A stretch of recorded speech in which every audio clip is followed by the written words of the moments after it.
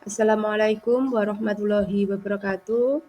Perkenalkan, nama saya Jumini, mahasiswa semester 3, Prodi PIAUD, Sekolah Tinggi Agama Islam Ma'arif Magetan, akan memaparkan sedikit tentang masa Umayyah II di Eropa, yaitu untuk memenuhi salah satu tugas mata kuliah sejarah peradaban Islam. Periodisasi Daulah Umayyah II di Spanyol. 1. Masuknya Islam ke Spanyol sampai terbentuknya Daulah Umayyah. Pada periode ini, Islam di Spanyol mengalami gangguan goncangan sehingga terjadi 20 kali pergantian gubernur selama 45 tahun karena tidak ada gubernur yang mampu mempertahankan kekuasaannya karena perbedaan pandangan politik yang sehingga sering terjadi perang saudara. Konflik ini berakhir setelah Abdurrahman I datang ke Spanyol pada tahun 755 Masehi. Gangguan dari luar datang dari sisa-sisa musuh Islam di Spanyol yang bertempat tinggal di pegunungan Pyrenees sebagai bagian utara Spanyol yang tidak pernah tunduk kepada kekuasaan Islam.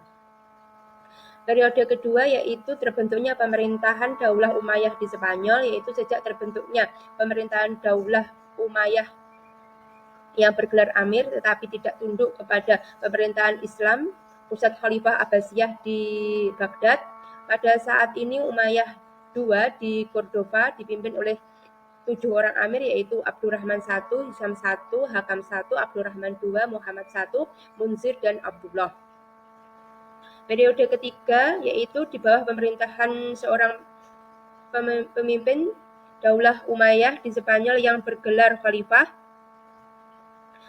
yaitu ada 4 Khalifah: Abdurrahman III, Hakam II, Hisham II, Muhammad II bin Amir atau Hatib bin Mansur. Pada periode keempat yaitu periode kemunduran Islam di Spanyol, yaitu ada masa dipimpin oleh Muluk al-Tawaif dan atau negara-negara kecil yang berpusat di provinsi-provinsi seperti Seville, Cordova, Toledo, dan sebagainya. Mereka itu adalah Sulaiman, Hisham II, Sulaiman I, Abdurrahman IV, Abdurrahman V, Muhammad III, dan Hisham III. B. Pembentukan Daulah Umayyah di Spanyol. 1. Pendiri Daulah Umayyah di Spanyol adalah Abdurrahman al-Dakhil yang bergelar Amir, memerintah pada tahun 756 sampai 789. Ia datang ke Spanyol pada tahun 755 Masehi. Kemudian dia menyatakan diri sebagai penguasa Spanyol, yaitu pada tahun 755. Sebagai seorang amir yang merdeka dari kekuasaan Daulah Abbasiyah di Baghdad. Abdurrahman I menjadikan Cordova sebagai pusat pemerintahannya dan mempersiapkan diri untuk menghadapi pemberontakan kepala-kepala suku. Selama beberapa tahun pertama, kekuasaannya diperebutkan oleh banyak pihak, yaitu oleh orang Barbar, oleh orang Yamaniyah, terkadang oleh orang Tahiriyah. Akhirnya dia memilih mendirikan pusat pemerintahan sendiri, yaitu di Cordova. Abdurrahman I mulai menumpas kepala-kepala suku yang memberontak. Kepala suku Yamaniyah yang bernama Abu Sahab, gubernur Seville yang berkoalisi melawan Abdurrahman I, dipecat dan dibunuh. Kaum Yamaniyah di selatan juga ditumpas dan dikalahkan. 20.000 dari mereka dibunuh dan kekuasaan mereka dihancurkan. Demikian juga kepala-kepala suku Arab di Spanyol. Mereka ingin mengusir Abdurrahman I dari Spanyol dan berkoalisi secara besar-besaran dengan meminta bantuan Charlemagne dari Prancis. Carlos menyambut baik gagasan itu dan datang dengan pasukan besar. Dengan perlawanan yang tangguh, dengan menyeberangi pegunungan Pyrenees, tetapi mereka disambut Abdurrahman dengan perlawanan yang tangguh sehingga Carlos pulang ke Prancis tidak membawa apa-apa. Abdurrahman I melihat masyarakat Andalusia terdiri dari berbagai suku yang sangat heterogen seperti Arab yang terdiri dari bangsa suku-suku Mudoriyah, Yamaniyah, Tahiriyah, suku Berber, orang Spanyol Muslim dan non-Muslim, dan lain sebagainya. Untuk itu, Abdurrahman I menciptakan tentara yang terorganisir yang terlatih.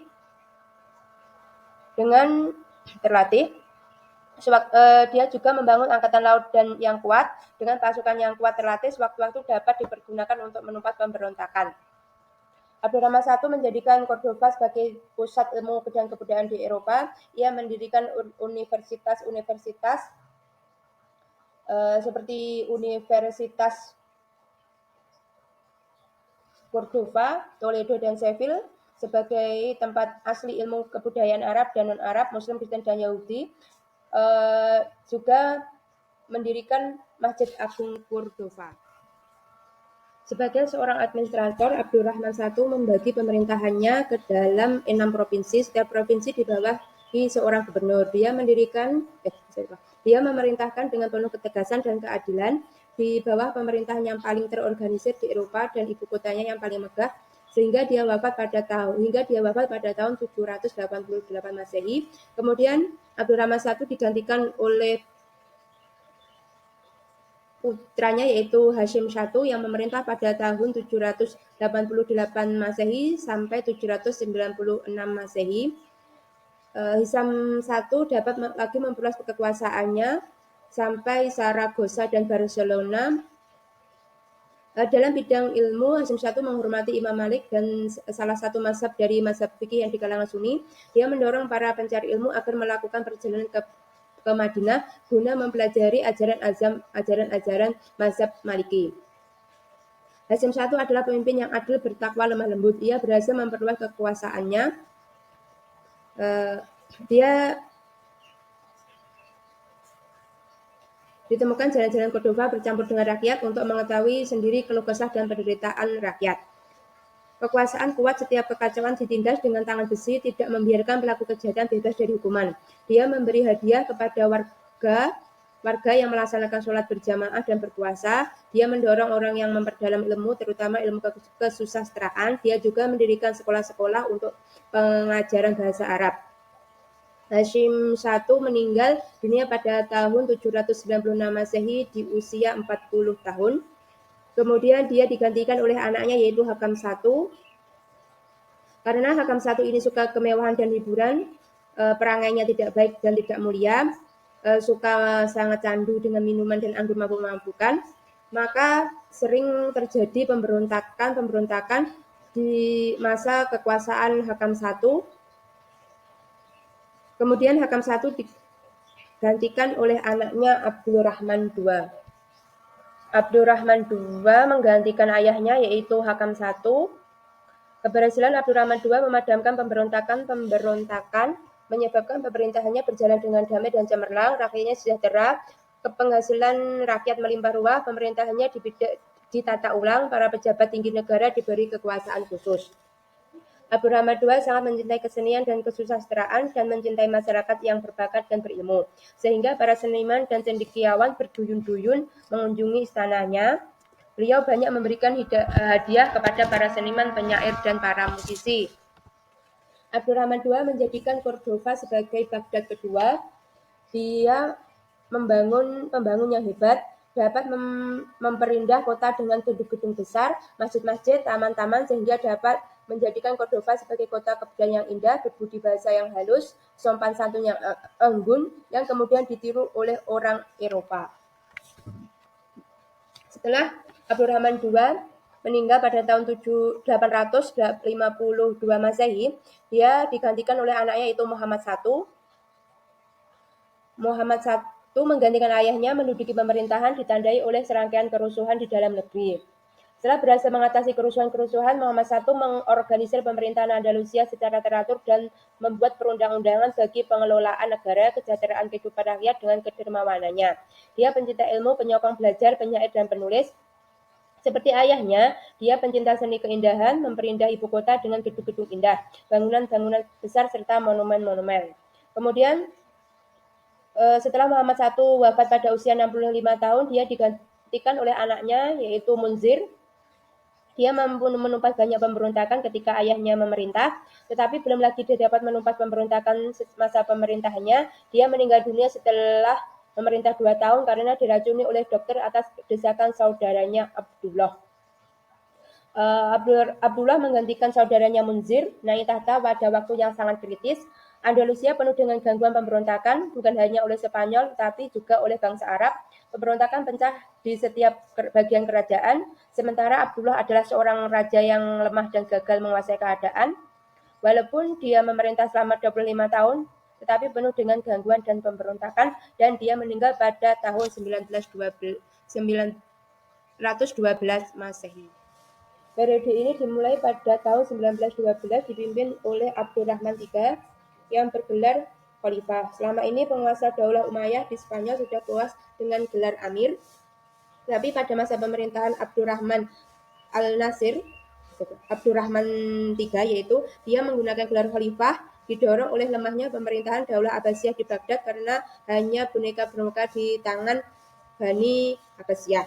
Dia termasuk di antara khalifah yang kuat, mempesona dan berbakat sehingga membuka pertanda bagi munculnya fajar kedamaian, kemakmuran dan kemegahan. Dia disebut sebagai penyelamat Imperium Muslim Spanyol setelah melewati masa kemerosotan dan terancam bahaya di tangan ayahnya Abdullah.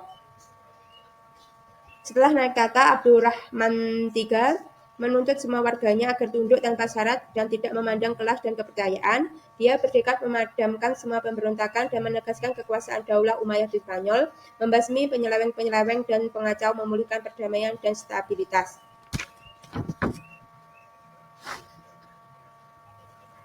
Abdurrahman III membangun istana yang mengagumkan di Eropa. Duta-duta dari raja-raja Jerman, Italia berduyun-duyun datang ke istananya, bahkan raja-raja Inggris, Prancis, dan Jerman, Italia hanya orang-orang kecil dibandingkan Abdurrahman III yang sangat cemerlang pada saat itu. Perkembangan universitas-universitas mencapai puncak kemajuannya pesat. Pada saat itu di Spanyol memiliki 75 perpustakaan yang belum pernah ada di Cordova. Cordova begitu makmur pada saat itu dan kaya. Negara itu jaya pada masa pemerintahan Abdurrahman III. Dia adalah khalifah Daulah Umayyah yang paling berhasil di Spanyol karena dapat merubah negeri yang berantakan menjadi negeri yang makmur, kaya, jaya, dan mempesona. Abdurrahman III meninggal dunia pada tahun 1961 dan digantikan oleh anaknya yaitu Hakam II.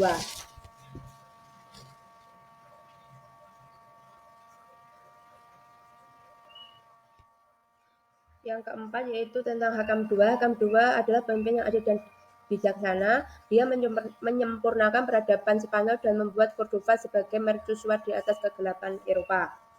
Hakam II lebih dikenal sebagai pecinta ilmu pengetahuan dan kesusastraan serta menabur pemberian kepada para cendekiawan. Hakam II adalah penguasa Daulah Umayyah yang menyempurnakan peradaban Spanyol dan membuat Cordova bercahaya. Banyak universitas yang dibangun di bawah kekuasaannya dan para mahasiswa baik Kristen, Yahudi maupun Islam banyak berdatangan ke Spanyol untuk memasuki perguruan tinggi tersebut. Tidak hanya di Eropa tapi juga dari Afrika dan Asia. Di ibu kota negara saja terdapat 27 sekolah gratis. Tidak ada kota kecil yang tidak memiliki sekolahan. Bahkan setiap kota memiliki perguruan tinggi. Dia mengundang dosen dan profesor dari Baghdad untuk mengajar di universitas-universitas yang ada di Spanyol. Maka di Spanyol, semua orang dapat membaca, menulis, sedang di Eropa berada dalam kegelapan ilmu pengetahuan. Khalifah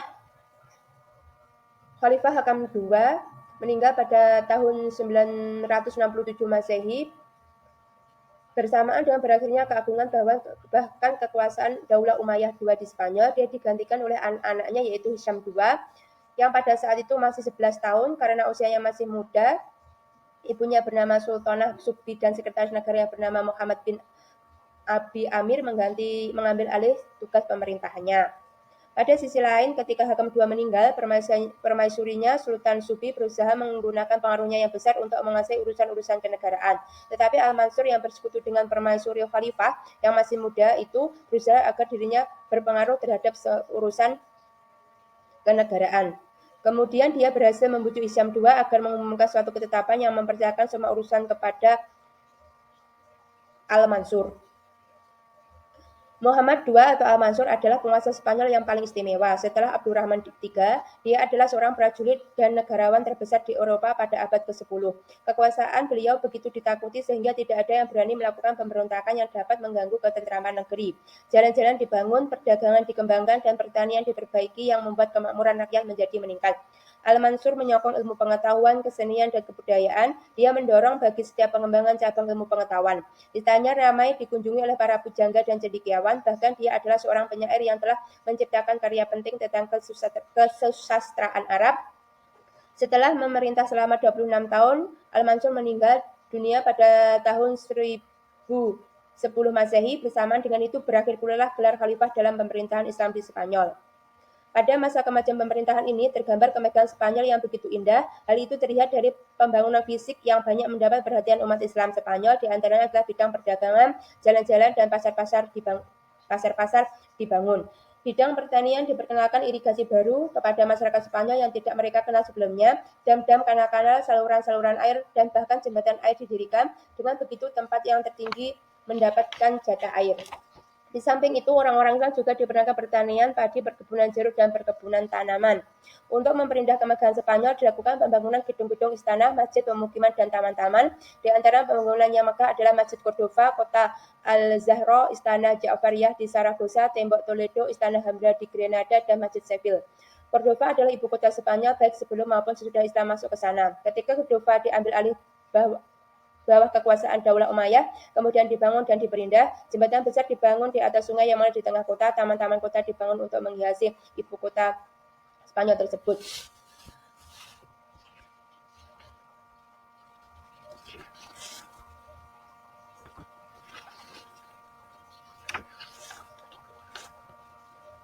Perkembangan peradaban Islam di dinasti Umayyah II di Spanyol mengalami kemajuan yang signifikan dalam berbagai bidang. Ilmu pengetahuan dan pendidikan, ada kemajuan dalam ilmu pengetahuan seperti ilmu qiraat, hadis, nahwu, balaghah, tafsir, fikih, sejarah, kedokteran, seni rupa, dan arsitektur. Universitas-universitas Islam di Spanyol menjadi pusat pembelajaran dan penyebaran ilmu pengetahuan. Sistem pemerintahan yang terorganisir termasuk lembaga-lembaga seperti Al-Nizam Asy-Syiasi, Al-Wazir, Al-Nizam Al-Idari, dan Al-Nizam Al-Qadi mencerminkan usaha untuk menjalankan pemerintahan yang efisien. Faktor kemunduran Daulah Umayyah di Spanyol, yaitu sistem pergantian khalifah melalui garis keturunan adalah suatu yang baru bagi tradisi Arab yang lebih menekankan aspek senioritas. Pengaturannya tidak jelas. Ketidakjelasan sistem pergantian khalifah ini menyebabkan terjadinya persaingan yang tidak sehat di kalangan anggota keluarga istana.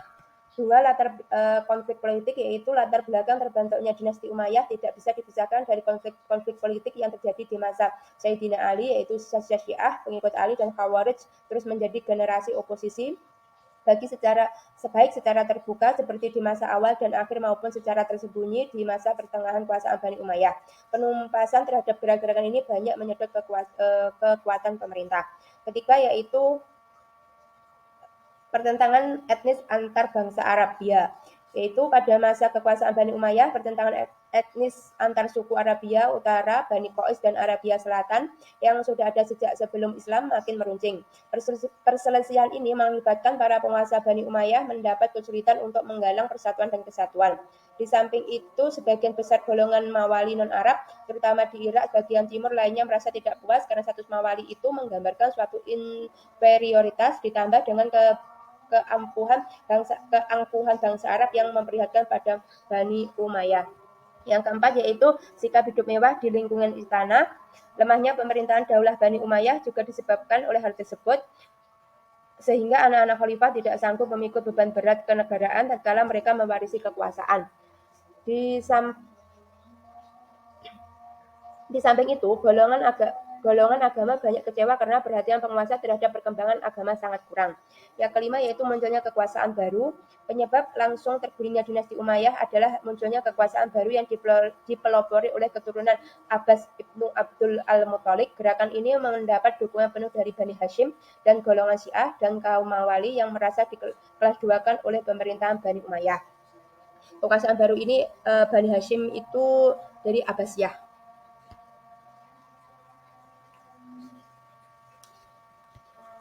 Terima kasih sedikit pemaparan kami tentang Daulah Umayyah II di Spanyol. Semoga memberi manfaat, dan apabila ada salah-salah kata, saya pribadi mohon maaf. Akhirnya, wassalamualaikum warahmatullahi wabarakatuh. Terima kasih.